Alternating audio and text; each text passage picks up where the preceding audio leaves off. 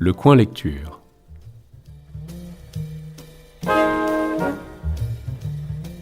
Présenté par Emmanuel Dufour.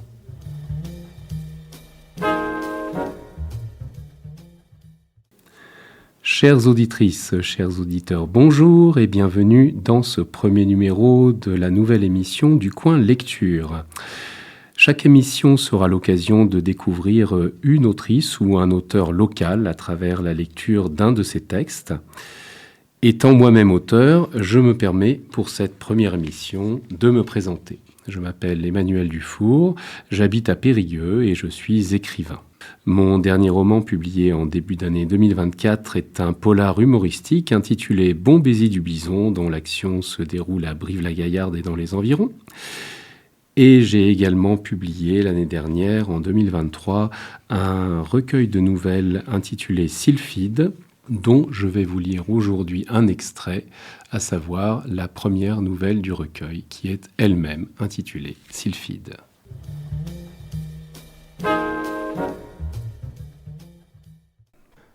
Je n'ai pas eu d'enfance, ou mon enfance est si lointaine que je l'ai oubliée. Je suis Nabuchodonosor. J'ai lu dans un gros livre que Nabuchodonosor fut le roi de Babylone. Peut-être suis-je celui-ci, mais tout est si lointain que je ne m'en souviens pas. Le temps est lent et lassant. J'ai eu peu d'amis. Je les ai tous oubliés. Le temps est si lent et vieux. J'ai appris la patience, la seule chose que je n'ai point oubliée, avec mon nom. Je suis Nabuchodonosor et patient. Comme je suis un 33 tours, je me dois d'être patient. Nous, les 33 tours, vivons plus lentement que les autres. Je ne suis même pas certain qu'il y ait un nous, car j'ai oublié la dernière fois que j'ai rencontré un autre 33 tours. Peut-être suis-je le dernier. Je me déplace trop lentement pour rendre visite à qui que ce soit. Je serai surpris par l'hiver avant d'atteindre le portillon du jardin. Les autres, ce sont les 45 tours. Ils sont pleins d'agitation, d'effervescence. Je les vois passer dans la rue, à pied, à vélo, en voiture. Certains rient, chantent ou s'aiment. Beaucoup sont tristes. J'ai oublié la tristesse. Elle est mauvaise compagne pour les longs voyages. Je suis Nabuchodonosor et patient.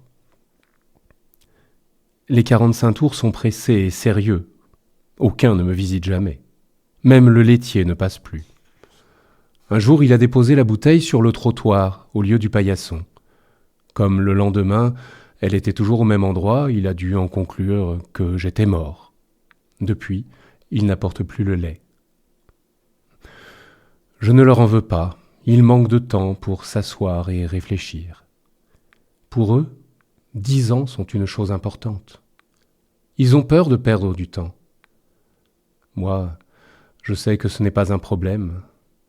Le temps n'a jamais perdu personne.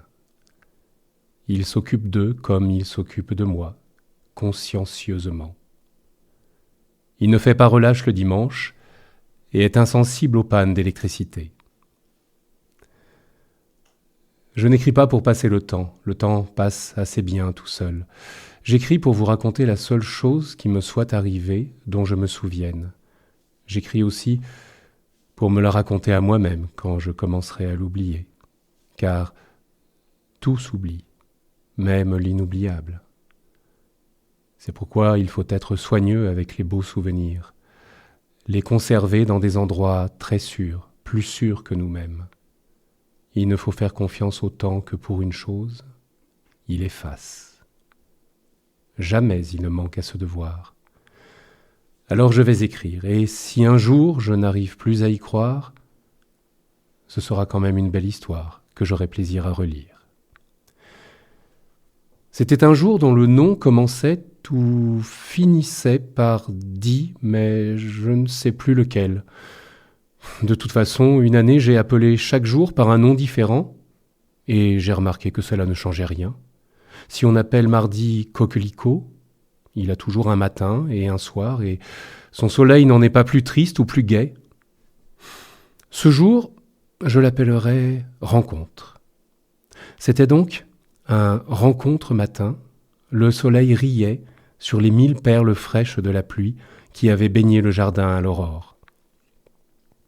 Sur une branche du cerisier, un oisillon écarquillait le losange rouge de son gosier hors d'un nid douillet.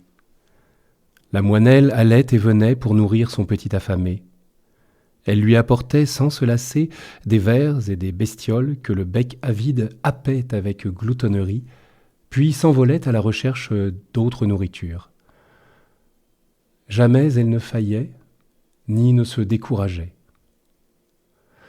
Je crois que les moineaux aussi ont compris quelque chose au sujet du temps. Ils ont compris qu'il n'y a rien à comprendre.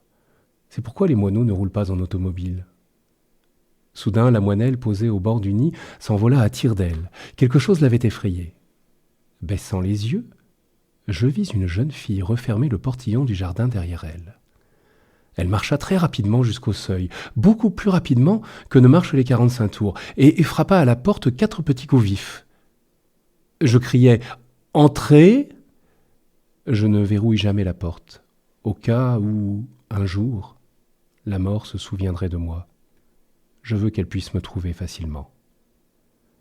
La jeune fille entra dans ma maison, tel un vent frais et parfumé. Elle était jolie comme une enfant, avec un nez naïf et des yeux grands et doux.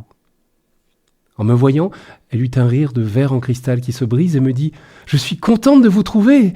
Ça fait 2 minutes que je vous cherche. » Sa voix était bien plus rapide et aiguë que celle des 45 tours. Elle ajouta « Je peux m'asseoir ?» Sans attendre ma réponse, elle tira un fauteuil et s'assit face à moi. « Je suis vraiment contente, vous savez, parce que la vie est si courte. Nous aurions pu passer des heures sans nous connaître, vivre chacun de notre côté dans la solitude. Maintenant que nous nous sommes trouvés, j'espère que nous allons bien nous entendre et que nous pourrons nous voir souvent. Vous avez dû vous rendre compte, comme nous sommes peu nombreux parmi tous ces 45 tours qui traînassent et ne s'amusent jamais, certains prétendent même que nous aurons bientôt disparu. Peut-être qu'ils ont raison. Mais qu'est-ce que ça peut faire ? Au moins, maintenant, nous sommes ensemble. Vous savez que j'ai eu du mal à vous trouver. Pour beaucoup 45 tours, nous autres 78 tours, sommes des gens bizarres, pas fréquentables. C'est compliqué de leur parler. Mais plusieurs m'ont indiqué l'adresse d'une personne étrange, comme ils disaient. J'ai tout de suite compris que vous étiez un 78 tours. Et me voici. Elle s'arrêta, me regarda, attendant une réponse. Comme je tardais à réagir, elle fronça les sourcils. Son visage s'assombrit. « Vous êtes malade ?» me demanda-t-elle. « Pourquoi ne parlez-vous pas ?» Je me hâtais tant que je pus pour lui répondre « Non, je vais bien, merci. Je suis toujours comme ça. »« Mais vous êtes bien un 78 tours, non ?»« Non. » Elle se tut, comme sonnée. Des larmes scintillèrent au bord de ses paupières. « Je suis un 33 tours, précisai-je. »« Un 33 tours ?» ?»« Oui, je suis encore plus différent de vous que ne le sont les 45 tours. »« Et vous ne connaissez pas de 78 tours ?»« Non, je ne connais personne, car personne ne prend le temps de venir vers moi. Et moi, je suis trop lent pour aller vers les gens. » Peut-être connaissez-vous des 45 tours qui auraient des amis 78 tours ? Je voudrais vous aider, mais je ne le peux pas. Je ne connais vraiment personne. Vous êtes seul ? Oui, seul. Elle se mit à pleurer. J'aurais voulu la prendre dans mes bras, la consoler, mais le temps que j'arrive, ses larmes auraient séché. J'eus peur qu'elle parte. « Qu'allez-vous faire maintenant ?» lui demandai-je. « Maintenant ? J'aimerais bien que vous restiez un peu avec moi. J'aimerais devenir votre amie. Ne partez pas, s'il vous plaît. » Elle sembla étonnée. Le nuage de tristesse voilant son visage se dissipa. Le soleil s'y leva, et elle rit. « Je ne vais pas partir, n'ayez pas peur. Les autres ne veulent pas de nous, qu'importe. Moi, je donne mon amitié à qui veut la recevoir. Si vous ne me chassez pas de votre maison, je ne vous chasserai pas de mon cœur. Voulez-vous bavarder ? Avec grand plaisir. J'ai depuis longtemps perdu l'habitude de parler à quelqu'un d'autre que moi-même. Moi aussi, car les gens ne prennent pas la peine de comprendre ce que je leur dis. À propos, je m'appelle Sylphide. J'aime beaucoup Sylphide. Je suis Nabuchodonosor. Voudriez-vous un thé pour agrémenter notre discussion ? Bien volontiers, mais alors très très très sucré et sans lait. J'entrepris de me lever pour me rendre à la cuisine. Au bout de quelques minutes, mon entreprise n'ayant toujours pas abouti, Sylphide haussa les sourcils et esquissa un sourire complice. Nos regards se croisèrent, nous nous comprîmes et partîmes d'un éclat de rire mêlant les inflexions aiguës de sa voix de pinson aux profondes et lentes modulations de la mienne. « Peut-être devrais-je m'occuper de préparer le thé ?» proposa-t-elle. J'acceptai son offre. Quelques secondes plus tard, elle revint portant un plateau chargé de la théière déroulant son ruban de vapeur parfumée et d'une multitude de biscuits que je ne connaissais pas. Elle venait de les cuisiner. Nous parlâmes pendant des heures en grignotant par petits bouts. Tout en elle me fascinait. Sa vivacité d'esprit, sa gaieté, sa faculté de sauter d'un sujet à un autre comme un papillon butine. Elle me confia avec simplicité et gentillesse qu'elle aimait ma maison, son calme, ses rideaux bleus et sa chaleur. Je lui parlai des étoiles éternelles et de la lune lente qui avait toujours eu avec moi la patience que les 45 tours me refusaient. Elle me parla des étoiles coquettes et joyeuses qui parsemaient ses yeux et ses cheveux de leurs milliards d'étincelles quand elle se sentait seule. Je lui contai la merveilleuse poussée de la vie qui fait éclater les bourgeons et éclore les œufs. Elle me narra les facéties du petit peuple discret, des 4 pattes et des 2 ailes, des tout mous et des cuirassés, des chatoyants et des camouflés. Nous savourâmes le bonheur de pouvoir enfin échanger des mots et des regards, écouter des silences. Une bulle de gaieté frémissait autour de nos 2 fauteuils et de quelques biscuits dorés. Sylphide m'informa que j'avais une chambre d'amis tout au bout du couloir. Je l'avais oublié, car je ne m'étais pas aventuré si loin depuis une éternité. Elle resta à la maison ce soir-là. Les murs souriaient. Elle allait et venait, riant et chantant, et moi j'étais heureux. Elle resta le lendemain aussi, et le surlendemain. Puis j'arrêtai de compter les jours. Tous s'appelaient Sylphide. Chaque soir, la maison était plus belle que le matin, car elle aimait les fleurs et en mettait partout. Pour lui faire plaisir et pouvoir l'aider, je m'efforçais de me mouvoir toujours un peu plus vite. Elle ralentissait ses gestes pour ne pas me décourager. Au bout de quelque temps, nous vivions presque à la même vitesse, bien que ma voix restât ridiculement lente et grave par rapport à la sienne. Sans même nous l'être avoué, nous nous aimions. Le temps passa. J'espérais qu'il finirait par nous oublier. Un jour, c'était douleur soir, j'entrai dans sa chambre. Elle était assise face au miroir devant lequel chaque matin elle se parait de couleurs et devenait une fleur de plus dans la maison. Elle pleurait, le visage enfoui dans les mains. Je m'approchai et enlaçai ses épaules. Elle appuya sa tête contre moi. « Pourquoi es-tu triste, Sylphide ?»« Le miroir me rend triste. Je ne peux plus cacher mes rides. Elles sont sur moi comme la toile de l'araignée sur le papillon. »« Mais tu es toujours très belle. »« Tu es gentil, mais le temps ne m'oublie pas. Il passe plus vite pour moi que pour toi. » Je la serrai un peu plus fort. Je n'avais jamais vu Sylphide pleurer depuis rencontre. À partir de ce jour, elle fut moins joyeuse qu'auparavant. J'essayais de l'être pour 2.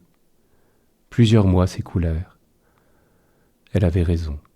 Le temps ne l'oubliait pas. Elle tomba malade. Un matin, elle ne put se lever. Elle me demanda de lui apporter son miroir.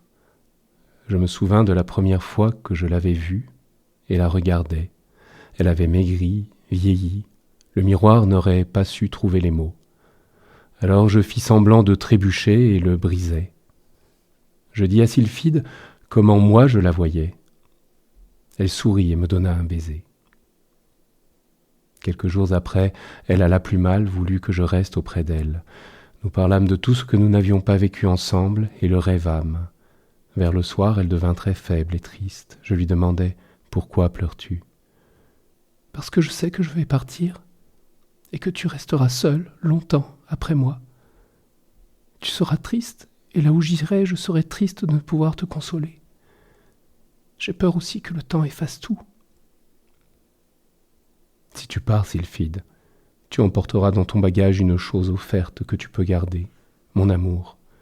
Je t'aime aujourd'hui, je t'aimerai demain, et quand je te rejoindrai, mon amour sera encore à toi. C'est bien vrai. Oui, Sylphide, ne sois pas triste. L'attente est longue pour celui qui reste, mais je patienterai et je te retrouverai. Nabuchodonosor, j'ai confiance en toi, je t'attendrai aussi. Elle se redressa et me serra contre elle, riant doucement. Elle murmura mon nom, je murmurai le sien. Nous restâmes enlacés quelques minutes, puis elle me serra moins fort, et ses bras retombèrent. Je la reposai sur son oreiller, les yeux clos, les cheveux comme un soleil autour de son visage en paix. Le temps a passé, pourvu qu'il ne m'oublie pas.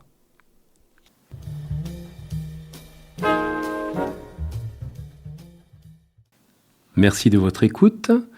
Dans la prochaine émission, nous découvrirons un autre auteur ou une autre autrice à travers la lecture d'un de ses textes. Cette émission est aussi la vôtre. N'hésitez donc pas à prendre contact avec RLP pour me recommander des textes que vous souhaiteriez entendre lire à l'antenne, qu'ils soient de vous ou d'autres auteurs. Vous pouvez ainsi contacter la radio à l'adresse mail radiolibreempérigord@gmail.com, radio au pluriel et libre au pluriel, ou en laissant un message sur le répondeur téléphonique au numéro 05 53 46 80 24. N'oubliez pas de citer le nom de l'émission, Le Coin Lecture. Cette émission sera rediffusée les mardis à 11h30 et samedis à 14h30. Elle est aussi disponible en podcast sur le site web de la radio, radiolibreempérigord.com. À bientôt!